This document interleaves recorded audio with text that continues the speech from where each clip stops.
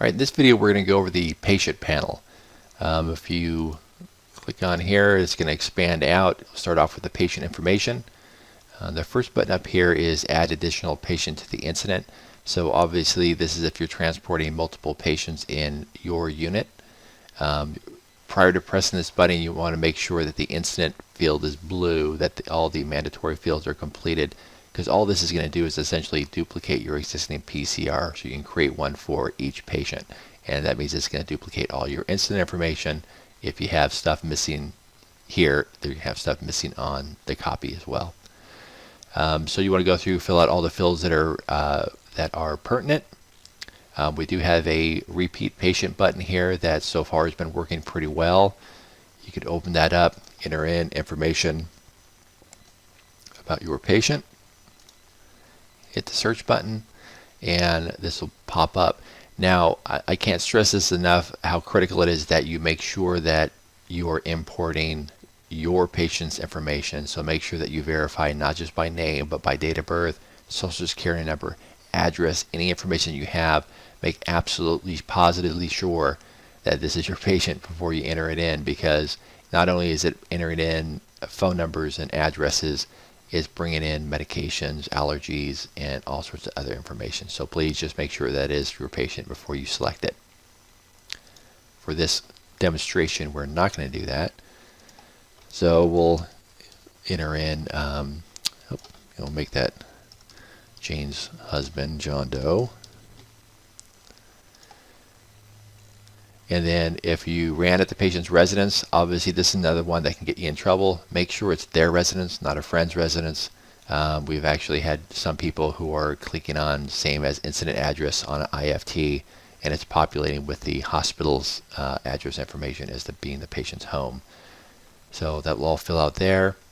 Patient phone numbers, we require at least one in here.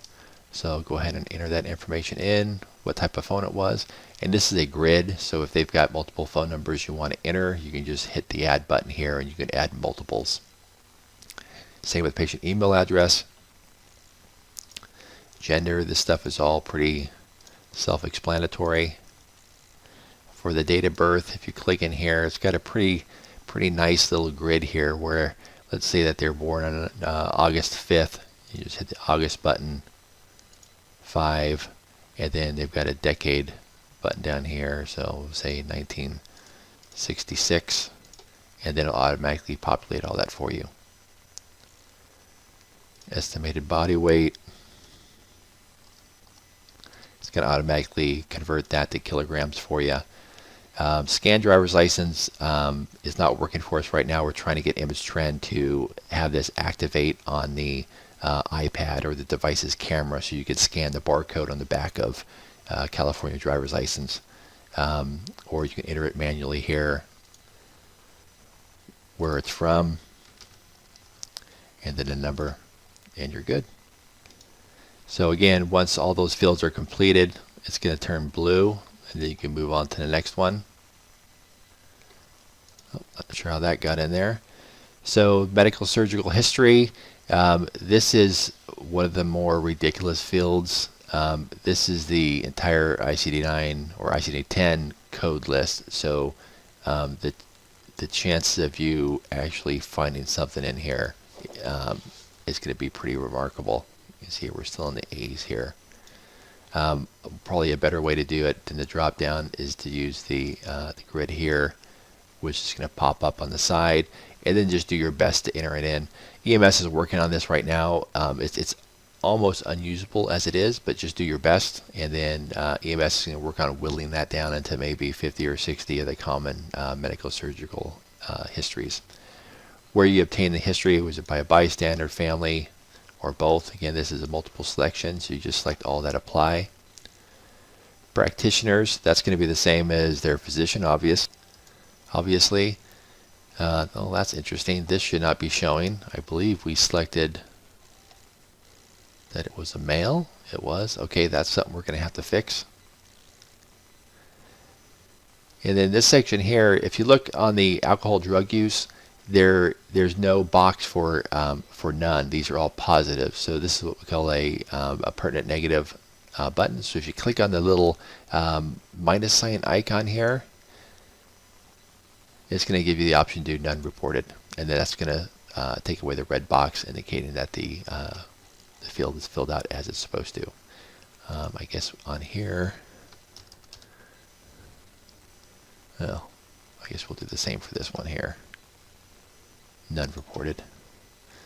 And then these fields are all good, and you get the little blue indicator light here.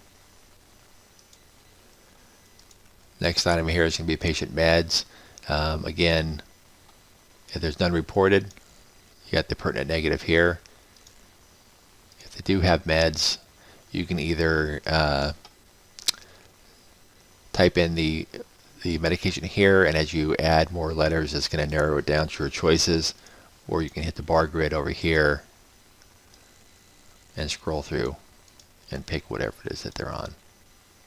And obviously we're going to require either a medication they're taking or an indication that they're not taking any medications to make that red box go away.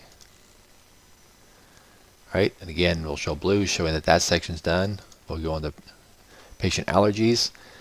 The allergies here, this is kind of odd how this is set up. So this one has the no known drug allergies.